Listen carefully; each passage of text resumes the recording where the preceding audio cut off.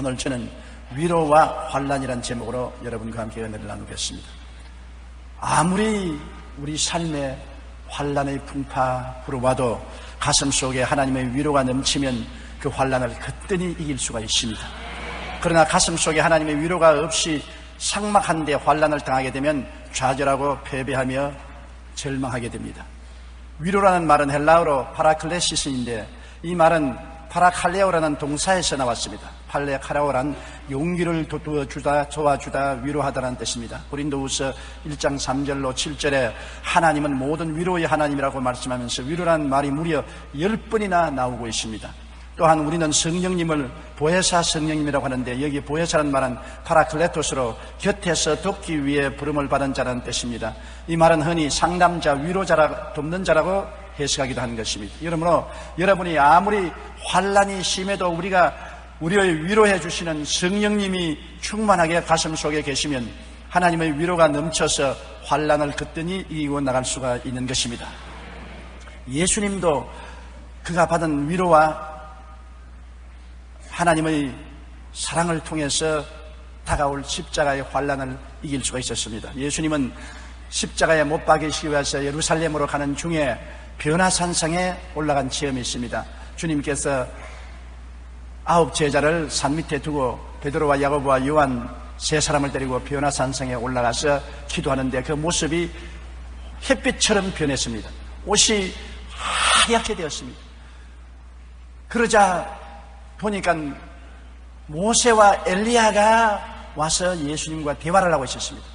모세는 율법을 대표하고 엘리야는 선지자를 대표합니다.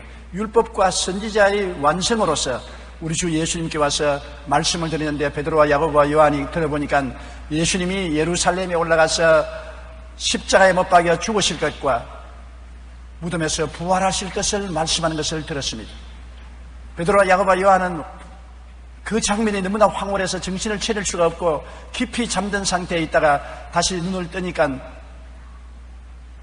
베드로와 야고보와 요한 앞에 예수님이 모세와 엘리야와 대화하는 것을 보고 너무나 감격해서 주님, 이곳에 있는 것이 참 좋습니다. 이렇게 초막 세설지 때 하나는 주를 위해서, 하나는 모세를 위해서, 하나는 엘리야를 위해서 하겠나이다 하니까 구름이 唰 불어와서 덮더니만 구름 안에서 하나님의 음성이 들어갔습니다. 이는 내 사랑하는 아들, 내 택하신 자니 그의 말만 들으라. 그리고 구름이 사라진 데 보니까 모세와 엘리야는 사라졌고 예수님만 가운데 서 계신 것을 보았는 것입니다. 예수님은 이 체험을 통해서 굉장한 마음의 위로를 받았습니다. 주님, 위로 없이 십자가를 짊어질 수 있겠습니까? 하나님의 독생자 되심을 다시 한번 하나님이 확인해 주셨습니다. 이는 내 사랑하는 아들, 내 택하신 자라는 음성을 하늘에서 직접 예수님께 들려주셨습니다. 그리고 율법의 대표자인 모세와 선지자의 대표인 엘리야가 와서 예수님이 율법과 선지자의 모든 일을 완성하실 것을 예언해 주셨습니다. 그리고 죽으심과 부활하심을 예고해 주셨습니다. 이렇기 때문에 이 체험의 위로가 장차 십자가의 혹독한 고난을 감당할 수 있는 힘이 된 것입니다. 아무리 십자가의 고통이 혹독하더라도 이미 예수님은 십자가의 고통을 이겨낼 수 있는 위로를 하나님께로부터 친히 변화산상에서 받았기 때문에 승리할 수 있는 것입니다. 예수님께서 예루살렘에 들어가서 죽으시기 엿새 전에 그는 나병 환자 시몬의 집에서 식사를 하게 된 것입니다. 시몬의 집은 베다니에 있었습니다. 식사를 하려고 준비하고 있는데 마리아가 옥합을 하나 가져와서 그것을 문지방에 탁 때려 부숴뜨렸습니다. 그리고 향기로운 냄새가 나는 옥합을 기름을 예수님 머리에 붓고 그 수염을 통해서 옷에 떨어지니 머리로서 그 기름을 닦아서 예수님 발을 비벼주셨습니다. 온 방에 나드 기름이 향기가 가득했습니다. 그러자 가룟 유다를 중심으로 해서 제자들이 분노를 했습니다. 이게 무슨 낭비인고? 이 나드 기름을 300데나리나 주고 팔았으면 가난한 사람에게 도와줄 것인데 왜 이렇게 낭비를 하느냐? 그때 예수님께서 가룟 유다와 제자들을 보고 우기셨습니다. 너희가 어찌하여 그를 괴롭히느냐? 그가 내게 좋은 일을 하였느니라. 가난한 사람들은 항상 너와 같이 있으니 너희들이 기회가 있을 때마다 좋은 일을 해줄 수 있거니와 나는 항상 있지 아니한다. 이 여인은 나를 장례를 준비하기 위해서 있는 것 향유를 내게 부었다. 내가 진실로 너에게 이르노니 온 천하에 어디든지 복음이 전파되는 곳에는 이 여자가 행한 일도 말하여 그를 기억하게 하시리라. 예수님은 마리아가 옥합을 깨뜨려서 기름을 예수님 머리에 붓고 발에 붓고 머리로 닦은 것이 참으로 좋은 일을 해주었다는 것입니다. 주님은 십자가를 걸머질 것을 생각하고 마음에 상당히 상망했습니다. 그런데 마리아의 행동은 굉장히 마음에 위로를 주고 힘을 주신 것입니다. 힘을 다하여 주님의 장례를 미리 준비해 주십니다. 주님 죽을 것을 미리 준비해서 향기로운 기름을 부은 것은 마리아의 향기로운 사랑을 예수님의 머리와 발에 부은 것 같은 것입니다. 주님이 얼마나 위로를 받으셨던지 천하의 복음이 전파되는 곳에는 이것이 기억될 것이라고 말한 것입니다. 마리아의 진실하고 전심을 다한 사랑이 이와 같이 큰 위로가 된 것입니다. 이와 같은 위로가 주님으로 하여금 십자가의 고난을 이기게 해주신 것입니다. 최근 이야기 발견한 호르몬 중에 다이돌핀이 있습니다. 이 다이돌핀은 심한 통증 치료에 사용되는 모르핀보다 20배나 효과가 있다는, 엔돌핀에 비해 4000배의 효과가 있다는 사실이 발표되었습니다. 즉 모르핀보다는 8만 배나 더 높은 강도입니다. 우리 몸에서 다이돌핀이 나오면 어떠한 스트레스나 병도 고칠 수 있다는 것입니다. 우리는 보통 즐거울 때 엔돌핀이 나온다고 합니다. 그러나 다이돌핀은 엔돌핀보다 4000배나 더 강한 효과가 있는 호르몬이 우리의 뇌에서 분비된다는 것입니다. 그런데 이 다이돌핀은 우리가 전혀 알지 못했던 진리를 깨달아 마음에 큰 감동을 느끼든지, 사랑에 빠졌을 때, 아름다운 풍경에 압도되었을 때, 큰 마음의 감동을 받을 때 우리 몸에 생성되어 넘쳐난다는 것입니다. 마리아가 옥합을 깨뜨리며 힘을 다하여 주님을 섬김으로 십자가를 앞두고 마음이 무거운 주님을 크게 감동시켜서 우리 주님의 마음속에 다이돌핀이 넘쳐났을 것입니다. 이러한 마리아의 진실하고 진심을 다한 사랑의 위로는 주님이 십자가의 환난을 이기게 하는데 큰 위로를 주었던 것입니다. 여러분, 사도들이 체험한 위로와 환난도 우리가 알아야 되는 것입니다. 예수님의 죽으심과 부활의 목격자로서의 위로를 받지 않았으면 사도들이 온 천하 다니며 만민에게 복음을 전할 수 없을 것이고, 그렇게 감옥에 갇히고 매를 맞고 고통을 견뎌내지 못하고 나중에 순교의 제물이 되지 못했을 것입니다. 그런 고난이 오기 전에 사도들은 엄청난 위로를 받았습니다. 왜냐하면 예수님께서 그들 눈앞에서 죽는 것을 똑똑히 보았습니다. 십자가에 못 박여 죽고 무덤에 장사 지낸 것을 보고 그들은 낙심하고 절망했습니다. 예수님을 따라다니는 3년 반의 세월이 헛되다는 것을 알고 그들은 모두 두려워해서 집안에 숨어서 문을 꽁꽁 닫고 있었습니다. 그런데 사흘 만에 예수님이 부활하셔서 그들이 죽는 것을 두 눈으로 보았고 무덤에 들어가는 것을 두 눈으로 생생히 보았는데 그 예수님이 모인 자리에 나타나신 것입니다. 못자국난 손을 내보이시고 못자국난 옆구리를 내보이시고 손가락으로 못자국난 손을 만져보라고 하고 옆구리에 손을 넣어보라고 하십니다. 그리고 함께 대화하시고 함께 음식도 잡수셨습니다. 동해 번쩍 서해 번쩍 하면서 하루 이틀이 아니라 40일 동안 살아계신 예수님이 눈앞에 나타나는 것을 보고 그들은 아주 너무나 놀라고 감동했습니다. 그냥 예수님이 죽었다는 소식을 듣고 부활했다는 소식을 들은 것이 아니라 그들은 자기들 눈으로 보았습니다. 생생히 살아있는 예수님이 끌려가서 십자가에 못 박여 죽는 것을 보았습니다.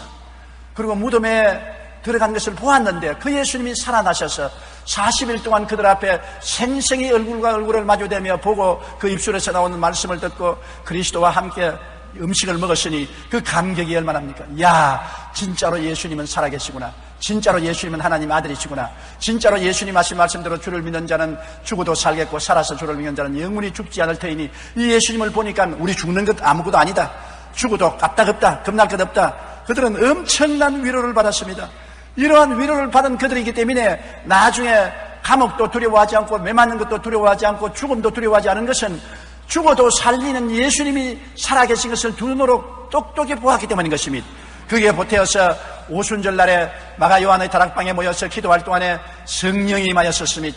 성령이 임하여서 그 마음이 깊은 감동을 느끼고 성령이 말하게 하심을 따라 다른 방언으로 말하고 춤추며 기뻐했습니다. 그는 그 하나님의 은총에 넘치는 축복을 받아서 놀라운 위로를 얻었기 때문에 그때부터 시작해서 그들은 온 예루살렘과 유대와 사마리아와 땅끝까지 이르러 무수한 고난을 당하고 투옥을 당하고 죽음을 당해도 아랑곳하지 않고 그것을 이길 수가 있는 것은 위로를 받았기 때문인 것입니다.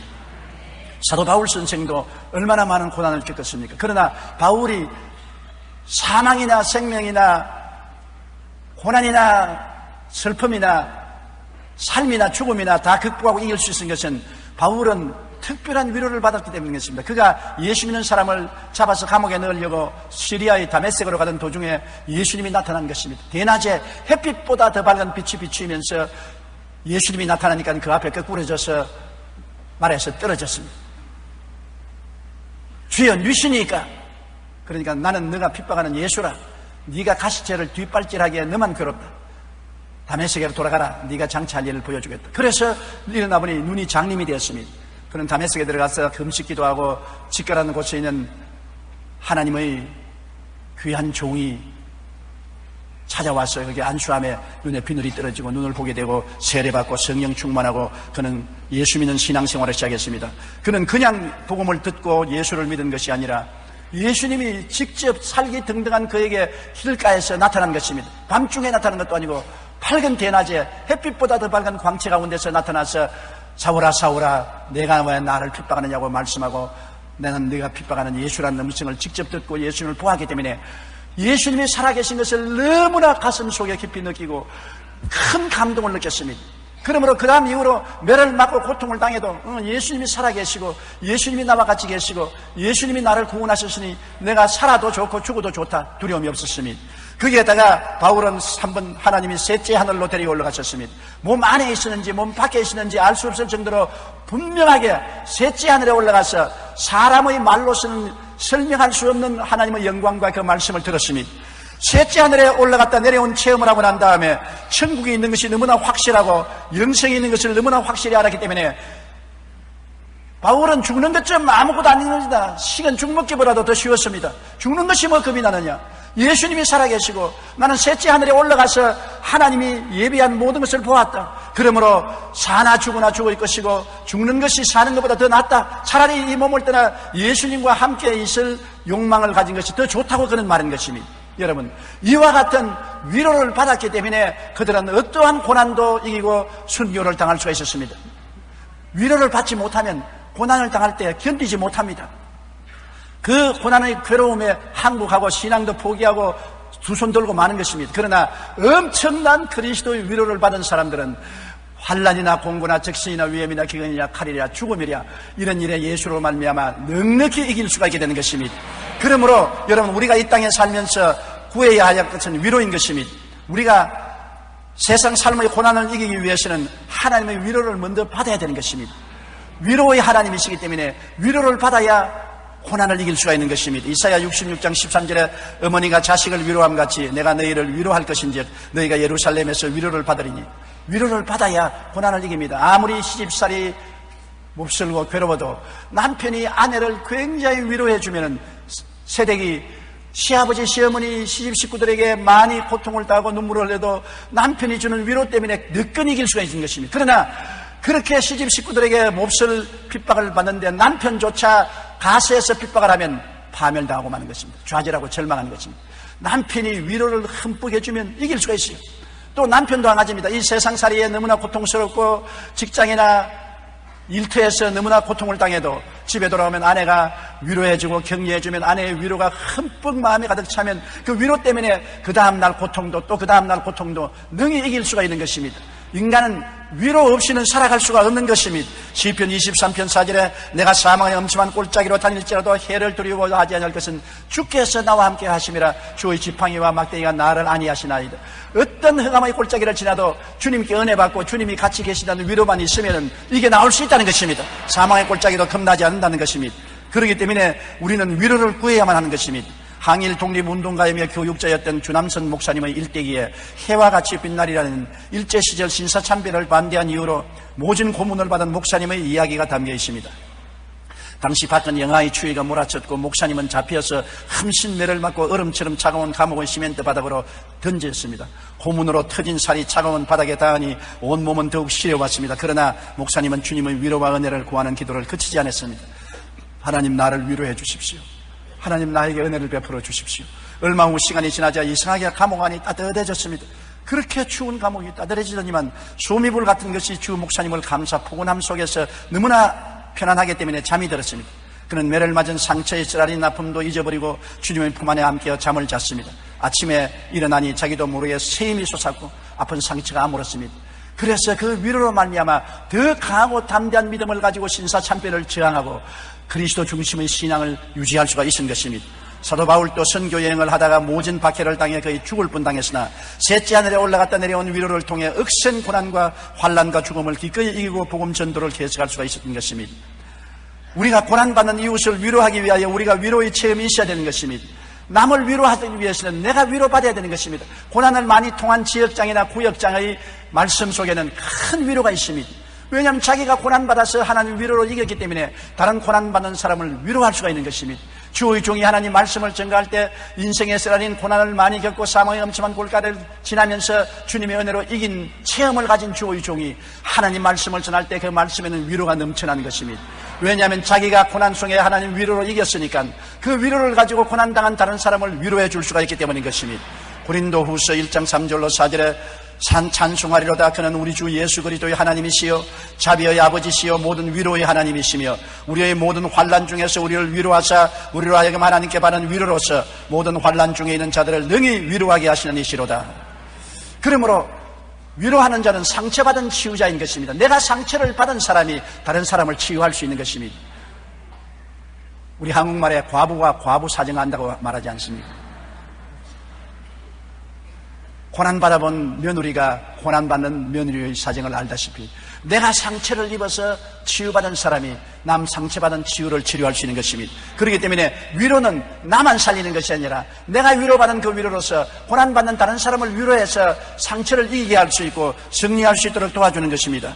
이사야 40장 1절에 너희 하나님이 이르시되 너희는 위로하라 내 백성을 위로하라고 말한 것입니다. 빌리 그레함 목사는 이런 말을 했습니다. 하나님께서는 단지 우리를 위로하시기 위해 위로하시는 것이 아니라 우리로 하여금 위로자가 되도록 하시기 위해서 우리를 위로하신다고 말하는 것입니다. 이사야 40장 1절에 너희 하나님이 이르시되 너희는 위로하라 내 백성을 위로하라고 말씀하고 있는 것입니다. 우리는 고난받는 이웃을 위로하기 위해 먼저 우리가 위로의 체험이 있어야만 되는 것입니다. 큰 사명에는 큰 고난이 다가올 것이므로 미리 위로를 구해야 되는 것입니다. 우리가 하나님의 사업을 할 때 마귀가 가만두지 않습니다. 원수가 있어요. 우리를 도적질하고 죽이고 멸망시키는 원수가 우는 사자같이 돌아다니며 삼킬 자를 찾는데 가만히 있는 사람 삼키지 않습니다. 하나님의 사업을 하는 사람을 와서 발로 핥히고 이빨로 깨무는 것입니다. 그러므로 사명이 적으면 적은 공격을 받고 하나님의 사명이 크면 큰 공격을 받습니다. 영적으로 공격을 당하고 마음에 깊은 상처를 입게 되고 육체적인 고난을 겪게 됩니다. 그렇기 때문에 하나님 사업을 하겠다고 나오면 이미 고난당할 것을 각오해야 되는 것입니다. 칭찬을 받고 박수 갈채를 받으면서 하나님 사업하는 사람 없습니다. 마귀는 언제나 일하는 사람에게 다가와서 온갖 흉한 말을 다하고 참소를 하고 고통을 주고 괴로움을 주어서 뒤로 물러가게 만들려고 하는 것입니다. 그렇기 때문에 큰 사명에는 큰 고난이 다가올 것이므로 미리 하나님이여 이 고난을 감당할 수 있도록 위로를 해달라고 기도해야 되는 것입니다. 여러분 일을 하기 위해서는 먼저 일하는 사람에게 먹이지 않습니까? 시골에서 농사하는 지는 사람들은 아침밥 먹고 점심 먹기 전에 참을 먹고 점심 먹고 난 다음 저녁 먹기 전에 또 참을 먹습니다. 왜? 무거운 일을 하기 위해서는 영양분을 흡수해서 힘을 얻어야 되는 것입니다. 이처럼 우리가 위로를 받아야 하나님의 사업을 할 수 있기 때문에 위로를 구해야 되는 것입니다. 저는 부흥에 나가면 언제나 하나님께 기도합니다. 하나님 내게 위로를 주시옵소서. 성령으로 내가 하나님의 은혜를 체험하고 위로를 주셔야 부흥이라는 이 큰 무거운 짐을 걸머질 수 있습니다.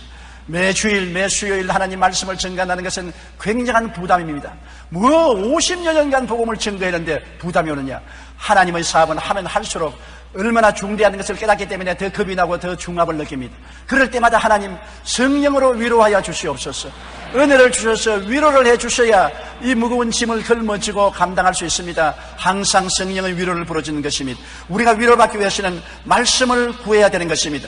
말씀을 우리가 읽고 듣고 감동적으로 진리를 깨달을 때 마음에 큰 위로가 오는 것입니다. 하나님 말씀이 굉장한 위로의 능력을 가지고 우리 심령을 파고 들어오는 것입니다. 근석으로 읽으면 위로가 안 돼요. 하나님 성령께 기도해서 말씀으로 위로해달라고 간구할 때 하나님 말씀이 마음에 깨달아지면 어두움에서 빛으로 절망에서 소망으로 나옵니다. 굉장한 위로가 마음에 오고 굉장한 마음에 감동이 넘쳐나게 되는 것입니다. 시편 119편 50절에 이 말씀은 나의 고난 중에 위로라. 주의 말씀이 나를 살렸기 때문이라고 말한 것입니다. 고난당할 때 말씀이 위로가 되어서 살린다고 말한 것입니다. 시편 50편 15절에 환난 날에 나를 부르라. 내가 너를 건지리니 내가 나를 영화롭게 하리라. 하나님께서는 환난 때 위로를 통해서 건져주시는 것입니다. 그리고 성령 충만의 은혜를 통하여 위로를 받습니다. 성령은 위로의 영인 것입니다. 보혜사라는 것은 위로자라는 것입니다. 성령이 충만하면 우리 마음속에 굉장한 쿠션이 된 것입니다. 높은 데서 떨어져도 푹신푹신한 쿠션이 있으면 다치지 않습니다. 우리가 성령 충만하면 마음의 충격을 받고 핍박을 받고 환난을 당하고 억울한 소리 듣고 누명을 당해도 마음의 성령의 쿠션이 있기 때문에 아무런 상처를 입지 않고 그 고통을 견뎌낼 수가 있는 것입니다. 데살로니가전서 1장 6절로 7절에 또 너희는 많은 환난 가운데서 성령의 기쁨으로 말씀을 받아 우리와 주를 본받는 자가 되었으니 그러므로 너희가 마게도니아와 아가야에 있는 모든 믿는 자의 본이 되었다고 말한 것입니다. 환난 가운데 성령이 위로해서 기쁨이 충만해지면 어떠한 환난도 이기고 승리하는 신앙생활을 할 수 있는 것입니다. 로마서 8장 26절에 이와 같이 성령도 우리의 연약함을 도우시나니 우리는 마땅히 기도할 바를 알지 못하나 성령이 말할 수 없는 탄식으로 우리를 위하여 친히 간구하시느니라. 성령이 우리 위해서 기도해 주어서 미리미리 위로받게 만들어주는 것입니다. 환난과 공고가 다가오기 전에 성령의 기도를 통해서 우리 마음에 위로를 잔뜩 채워주심으로 환난과 고통이 다가와도 마음의 쿠션이 준비되기 때문에 충격을 받아도 상처를 입지 않게 되는 것입니다.